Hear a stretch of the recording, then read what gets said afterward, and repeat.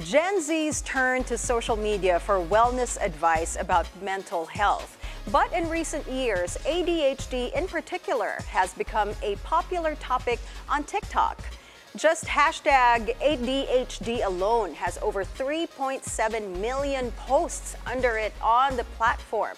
This saturation of content leaves people susceptible for self-diagnosis, which can be very harmful, especially as content like this could come from a bunch of 20-somethings. Now let's get real about mental health matters with Justine Danielle Reyes, psychometrician, also known as @JustDanny on TikTok. Danny, it's a beautiful day and welcome back to the show. Hi everyone, it's really good to be back. I'm so excited to talk about all things ADHD. It's really nice that she's back on the show with us, right? We had such a great conversation the last time you were here. Now this time we're talking about ADHD. There's been a spike in ADHD-related content on social media, right? We've got a lot of people, especially young people, searching for this kind of content. But before we delve into that, let's talk about ADHD, right? It's a term that we use very loosely, referring to that inability to concentrate, right? So what exactly is ADHD and how do you know when you have this?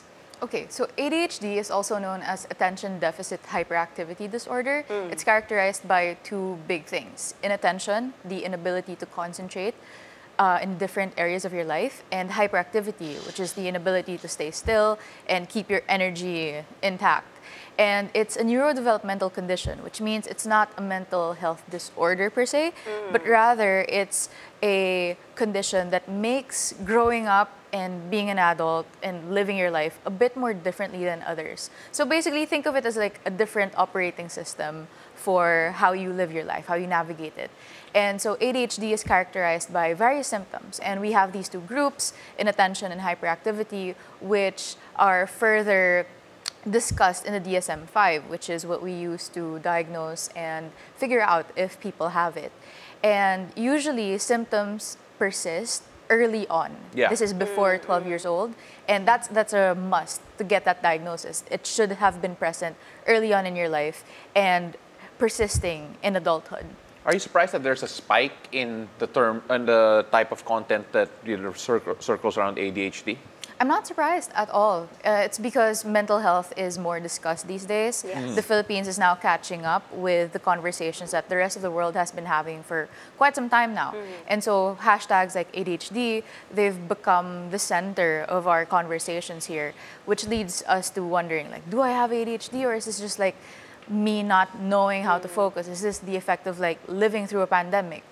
Stuff like that. And so it's not really a surprise to me at all, because a lot of people who find themselves consuming such kinds of content are those who are on one hand susceptible to it, but on the other are people who just need to learn more about this particular mental health condition. Now, we talked about it earlier. I mentioned I actually have ADHD. I've said that before in the show as well. And it's not a big thing here in the Philippines because I grew up in the US, so I got tested there. Are there more tests available here in the Philippines now that it's a trending topic, or it's still kind of not underdiagnosed? Yeah. It's more popular now. I wouldn't say that we're behind in terms of like testing and assessment. It's just become more popular now. People are just more aware that this is a thing. You can get tested, you can get assessed, you can see a mental health professional and figure out whether you have ADHD or not. The problem is accessibility. It costs so much to get an assessment. It ranges from 30 to 50,000 pesos. And which average Filipino has that amount of money lying around? And so the inaccessibility of getting a proper diagnosis is actually what gets in the way of people knowing whether they have ADHD or not. And mental health professionals, their consultation fees are also expensive and inaccessible to the Filipino masses. So it's still vague for a lot of Filipinos as to whether ADHD has it always been there, or is it just a problem of accessibility? And normally it's not covered by health insurance here in the Philippines, right? Yeah. So that's also another issue. You mentioned the word proper diagnosis. A lot of people would go online and self-diagnose. WebMD. Yes. WebMD, pero Yeah. ngayon TikTok. You can go actually, go on TikTok. TikTok and then type in what you think you have, and then sometimes they can just relate themselves to the symptoms. How dangerous is that prospect, the self-diagnosis of anything, on TikTok, considering ang dami ng niche creators out there focusing content on ADHD? So I'm not surprised that people tend to self-diagnose themselves. So there's always a reason for why people behave the way that they do. And self-diagnosis happens due to the lack of access to proper health services. People turn to the internet because it's the most accessible thing that they have. Right. Yeah. Data, it's easy to get, it's easy to go on the internet and ask what are the symptoms of ADHD. And now that TikTok is very popular among young people, that's now their Google search bar. Did you know? Like Gen Zs actually search on TikTok first before resorting to Google. Yeah. And so that's where it becomes a problem, because not everybody on TikTok are people who are professionals, people who have experience in the field. Right. Not everyone is certified to hand out such information. And so a lot of individuals, young people especially, fall victim to the idea that, okay, if I have checked out like maybe 2 to 3 symptoms in the last week or so, I have it. But in reality, if you consult a mental health professional, for ADHD alone, you need to have had at least 6 symptoms for adults, for 17-year-olds onwards, in the last 6 months, and 5 or more symptoms if you are under the age of 17, persisting in the last 6 months. And this should show up in different settings as well, not just in your academics, not just in your professional work, but it should be obvious that there's such an interference in your day-to-day life.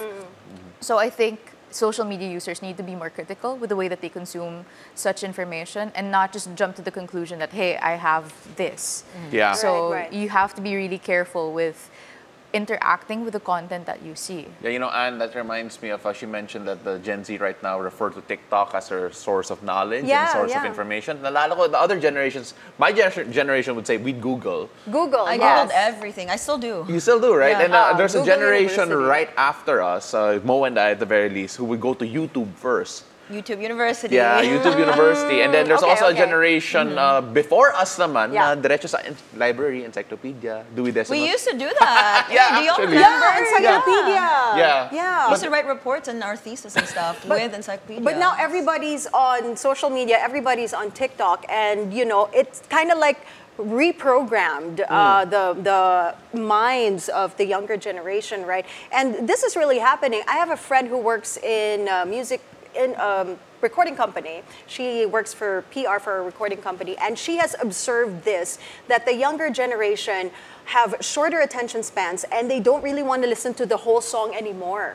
So they got used to like these short format, is that how you call it? Short format videos, short form videos, there you go. They got so used to that they don't really want to like listen to long songs anymore. So it's kind of hard to promote the songs now, right? But how would you know if your attention span was just, you know, rewired or fried by these short-term videos, or you really have ADHD? So as I mentioned earlier, you have to see it in at least 2 settings, at home, at school, at work. And it has to be a consistent lack of concentration. It's not just, okay, I'm bored, that's it. Okay. Yeah. There are okay. a lot of other symptoms that we have to take into account, and there's a number of symptoms that we also have to look out for. And so, for instance, when we say a person might be susceptible to ADHD, it's not just the inability to concentrate. They may fidget a lot. They may find it difficult to not interrupt during conversation. It may be hard for them to hold jobs because of the whole 9-to-5 concept. Is very difficult and challenging for people with ADHD because they crave variety, and it's so easy for them to feel bored and to feel disconnected from their work when they're not moving around that much. So it's always ideal to ask a mental health professional first, to get assessed, to see a professional if you could, and really have that conversation with them as to whether it is ADHD that's a problem for you, or if it's probably something else. Yeah, you know, we're looking at a definition here coming from the National Institute of Mental Health with regards to ADHD. And I think a big portion of it, and a lot of people don't necessarily pay attention to, is the fact that hyperactivity is a big part of it. A lot of people think, oh, you can't concentrate, you have the attention deficiency. But that hyperactivity part, just what does that mean? How does that contribute to ADHD with regard to the symptoms that do come out and what you should consider when you're diagnosing So ADHD? backstage, I was talking to Monique about how ADHD used to be a very gendered condition. It's like even here in the Philippines where we have traditional mental health professionals, a lot of them don't really consider ADHD as a possible diagnosis among women because it's always been known to be a condition among young boys. And so the whole idea of ADHD has been shaped around studies of young boys, and hyperactivity is more obvious among men. Right. Like not being able to stay around, fidgeting a lot, moving around, keeping it hard to stay still. Those are signs of hyperactivity. In adulthood, it manifests as restlessness. So if you find yourself all of a sudden having that spike of energy at 2 in the morning, wanting to clean your whole house, wanting to get it together, that may be a potential sign among adults that hyperactivity can be a cause for concern. Yeah, like I still struggle because I have ADHD and I still struggle with that.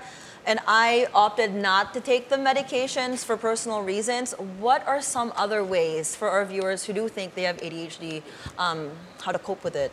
What would you recommend? That's a very good question, because when it comes to neurodevelopmental conditions, it's really ideal that we consult professionals and figure out what the proper treatment plan is. Right. However, with the growing inaccessibility of mental health care in the Philippines, we have to first resort to coping strategies alone. And this includes lessening your time on social media.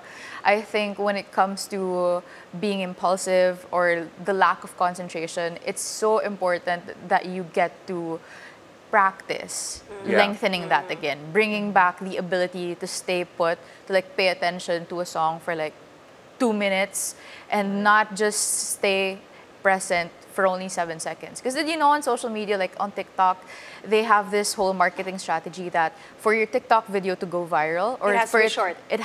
You need to hook your audience 7 seconds in. Yeah. Because that's how Yeah. long people watch your video before they scroll. Yeah. So I thought that's, not shorter. I thought 3 to 4 seconds long. it's actually 7 seconds. It could Okay. be shorter if we don't Yeah. do anything about it. Okay. And so it's important that we get to practice really concentrating again. Mindfulness practices can be of help, like living in the present moment and really finding activities that you genuinely enjoy and like really committing to it.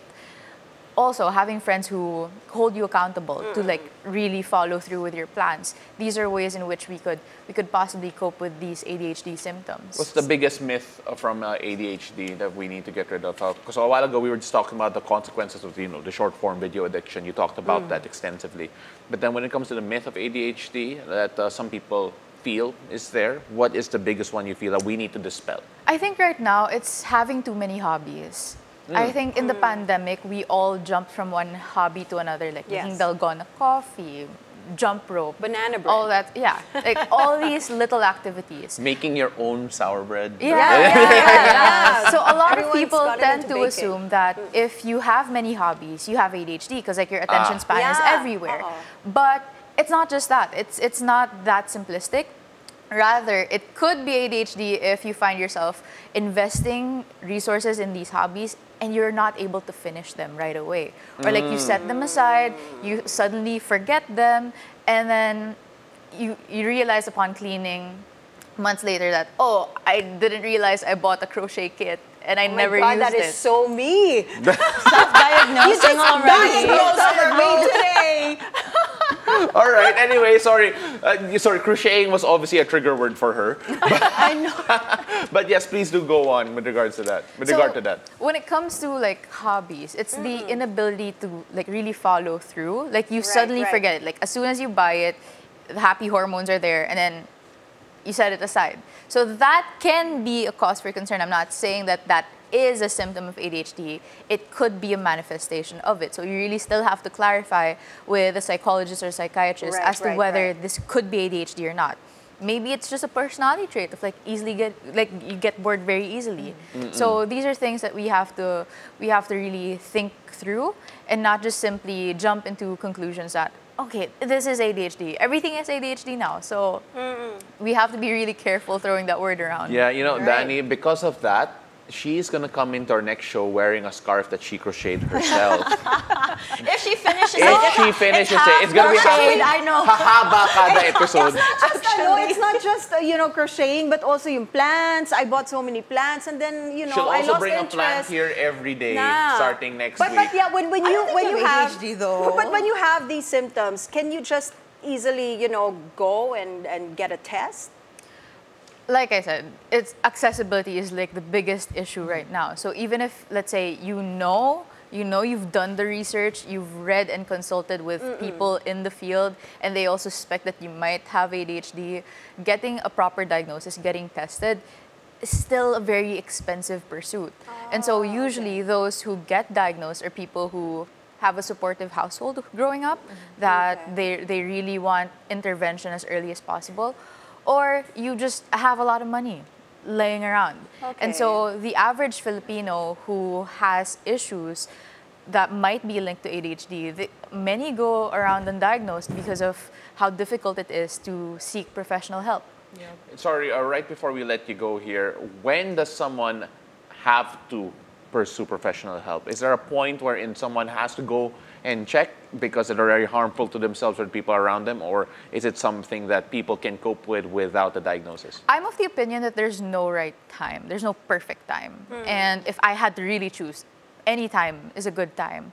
I don't think you have to wait where your symptoms are interfering different aspects of your life. I don't think you have to wait for a suicide attempt or for things to get really bad for you to seek professional help. I think when you start to feel, okay, maybe my life is starting to feel a little different and I might need some kind of support to help me navigate this, then I think that's a good enough reason. I don't think you need a strong enough reason. I think just knowing that you might need more support is enough for me.